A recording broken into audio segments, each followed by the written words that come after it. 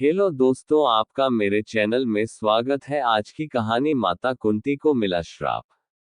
आपने इतिहास के सबसे बड़े युद्ध महाभारत की कहानी तो सुनी ही होगी। ये कहानी कौरवों और पांडवों के बीच धर्म और अधर्म के युद्ध की थी। इस युद्ध और इसके विभिन्न पहलुओं और घटनाओं की कई छोटी छोटी कहानियां हैं। महाभारत युद्ध के दौरान कई ऐसी घटनाएं घटी जो आज तक लोगों के लिए शिक्षा का स्रोत बनी हुई है। इस युद्ध की समाप्ति के बाद युधिष्ठिर ने अपनी माता कुंती को श्राप दिया था। लेकिन सवाल यह है कि अगर पांडव अपनी मां से इतना प्यार करते थे तो ऐसा क्या हुआ कि युधिष्ठिर को ये कदम उठाना पड़ा। महाभारत का युद्ध जीतने के बाद धर्मराज युधिष्ठिर युद्ध में मारे गए अपने परिवार के सदस्यों और रिश्तेदारों के लिए प्रार्थना कर रहे थे, जिसके लिए वह करीब 1 महीने तक गंगा तट पर रहे। इस दौरान महात्मा युधिष्ठिर को सांत्वना देने के लिए कई ऋषि मुनि आए, जिनमें देवर्षि नारद भी आए और उन्होंने युधिष्ठिर से पूछा, क्या आप दुर्योधन को हराकर और धर्म की जीत पाकर खुश नहीं हैं?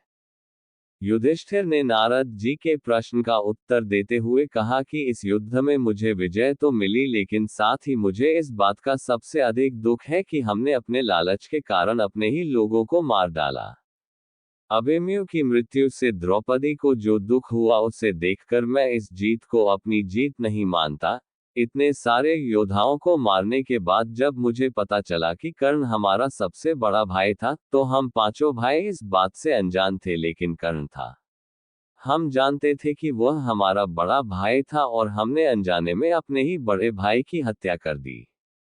माता कुंती को दिया श्राप। जब युधिष्ठिर नारद जी के सामने विलाप कर रहे थे तो उनकी माता कुंती वहां आ गई और उन्हें सांत्वना देने लगी। माता कुंती की बातें सुनकर युधिष्ठिर को क्रोध आ गया और उन्होंने अपनी माता से कहा कि हमें इतनी बड़ी बात हमसे छिपाकर अपने बड़े भाई की रक्षा करनी होगी। हत्यारा बना दिया। इतना कहने के बाद युधिष्ठिर को क्रोध आ गया और उन्होंने अपनी माता कुंती सहित संपूर्ण स्त्री जाति को श्राप दे दिया और कहा कि आज मैं संपूर्ण स्त्री जाति को श्राप देता हूं कि वे चाहकर भी अपने दिल में कोई बात छिपाकर नहीं रख पाएंगी। ऐसे ही धार्मिक कहानियों के लिए मेरे चैनल को सब्सक्राइब करें, लाइक और शेयर करें। राधे राधे।